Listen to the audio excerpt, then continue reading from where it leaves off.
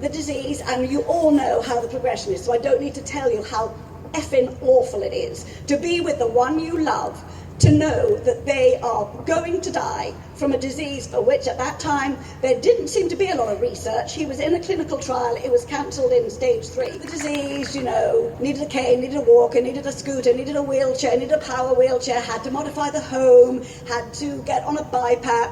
Then he was trached and vented, and he was at home for 3 years, trached and vented.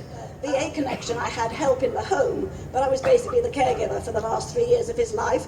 And eventually his poor old body just gave out, and he died in my arms in ICU with me whispering into his ear how he was the best thing that ever happened to me and how I loved him. And I always told him he would die in my arms, and he did. There's no way to describe the grief that you will feel if your husband or spouse or whoever should die from ALS, and please let there be a cure. And the grief is going to come in waves, and you are going to feel overwhelmed. But what happens with a wave is it kind of carries you, and then it spits you out on the other side. And when it spits you out, you get up, and you are stronger, and you keep going forward.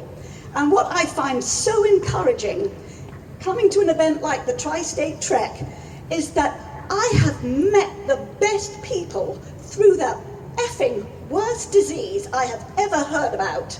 And I want to say how happy I am to know you all, and how sad I am that I have to know you through this disease. And rather like my daughter Katie, I also go to spin classes, so I'm thinking that maybe next year I may get on a bike.